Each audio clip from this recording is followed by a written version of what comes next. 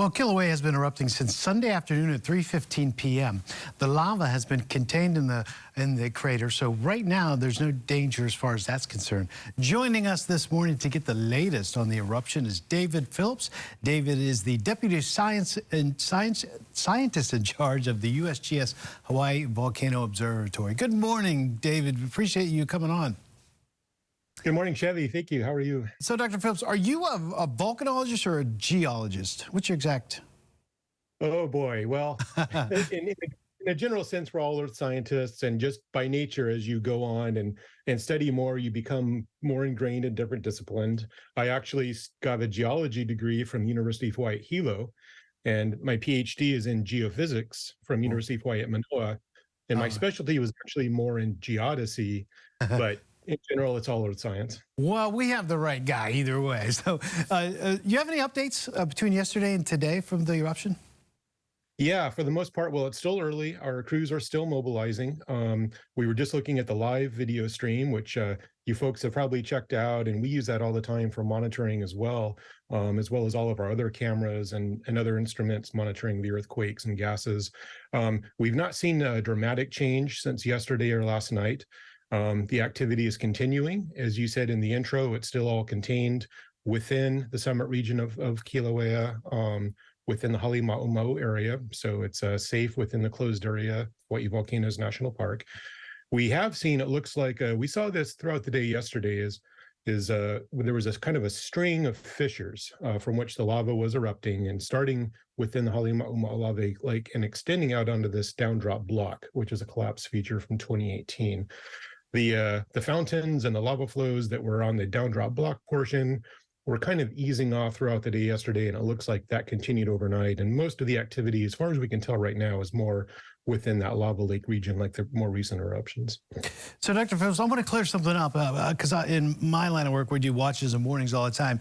They issued a warning level yesterday when it started erupting, but then it was downgraded to a watch. So how does that work? Is it like when it starts erupting, it's a warning, that's procedure, and then if you determine it's not a danger, you go to a watch?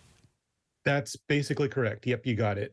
So for the last several weeks, we've been in an advisory state. We've been saying there's heightened or elevated unrest back since late August when activity started, indicating magma was moving in and eruption could be coming. Sunday afternoon, it was Sunday, right? Yeah, Sunday afternoon, about an hour before the eruption, we raised that to the watch because we had indications that magma was moving. Within an hour later, then the eruption started. And so we raised that to the warning because the beginning phases of any eruption, even ones here within the summit of Kilauea and Halemaumau, historically, the last couple of years, they've been safe. It's the beginning of any eruption that is the most unpredictable in terms of what could happen.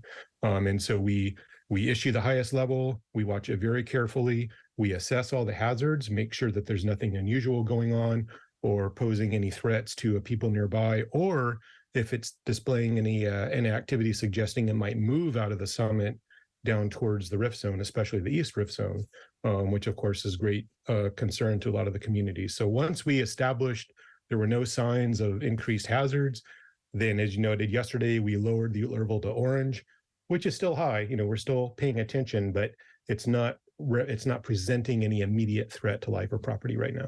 Okay, that makes sense. And by the way, you have a great, you can go on your webpage, and I did it. You can put your email address in there, and I get all those alerts. It's fantastic. It works really well, and I've been telling viewers to use that. That's a good way to be updated. So the VOG seems to be the potential problem, if we have any problems at all here. How does the amount of VOG that you see compare to the last eruption? Is it going in the same areas? Because I think we have the similar trade wind situation. That's right. And as you say, the VOG and kind of the atmospheric hazards are the primary hazards right now. And so it's kind of interesting, that question you ask about how the concentration, especially of the sulfur dioxide, compares to recent eruptions. We did get a higher rate of output of SO2 at the beginning of this eruption. However, part of that is partly because with the increase in the warnings that we had and the signals coming up, we were able to have crews in place, and it was also in the middle of the day and not in the middle of the night or early in the morning. So we had crews in place, and we were able to get very good measurements of the SO2 and the other gases as they were expanding. So well over 100,000 tons per day. It was probably double that. We're going to fine tune the numbers and release those. So the initial value that we measured was high, but partly it's because we were in the field able to measure that.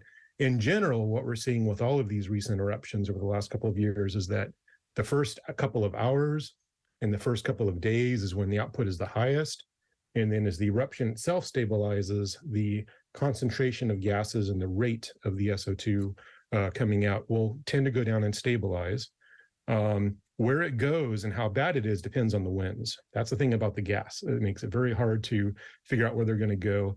When we have trade winds, like we have been, it's blowing it away from the visitors in Hawaii Volcanoes National Park, which is good, but it's also blowing it down towards the communities of Ka'u, Pahala, Na'alehu, and others. And so they're experiencing most of the effects. But as far as we can tell right now, it's similar to the recent eruptions.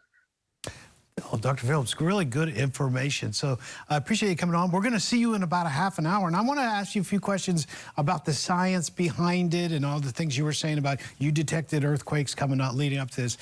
So I'll ask you a few questions about that if you don't mind.